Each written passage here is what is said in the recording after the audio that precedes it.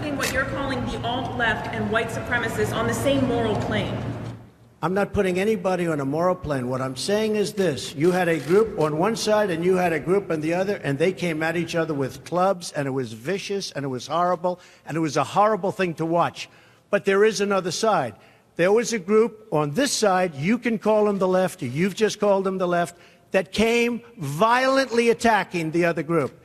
Okay, so let me just solve this once and for all, because everybody's saying, I thought they backed the badge, and calling it hypocrisy. That's not hypocrisy, that's fascism. Fascism is rules for you and no rules for me. So it's not hypocrisy, it's the application of the state to the out-group while the in-group does whatever they want. That's not hypocrisy, it's fascism. It's been 5 years since white supremacists marched in Charlottesville, Virginia, and who can forget the chilling, infamous words of Donald Trump bemoaning claims that one side was more violent than the other. 5 long years. It's insane. From the Trump presidency to COVID to January 6th and absolutely everything in between, it's been a whirlwind. And just this week, with Liz Cheney losing her primary by something like 30 points, we are seeing the ultimate takeover of the GOP by Trumpism. Look at these election results from the Republicans who voted to impeach Trump. Of the 10 House members who voted for impeachment, all but 2 have either lost their re-election bids or retired. This is bad. There's no other way of saying it. In 2017, we thought that was the end of Trump, the lowest of the low, that he could never recover from his hideous remarks. But look at where we are now. The GOP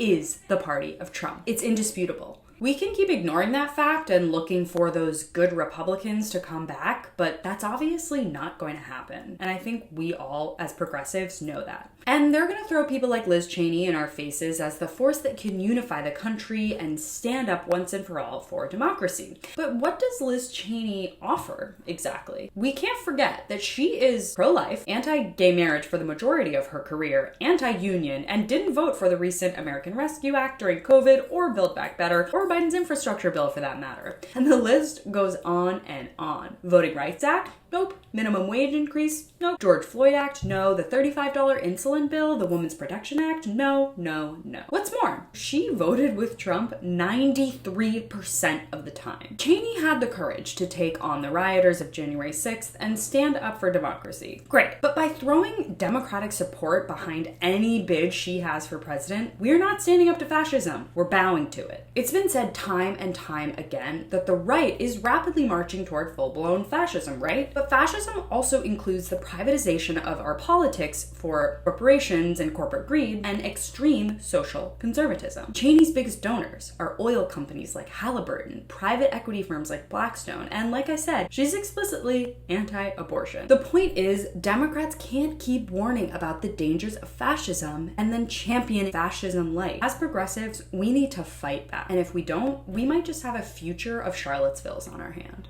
Thanks so much for watching. You can follow me on all platforms at Caro Johnson 917.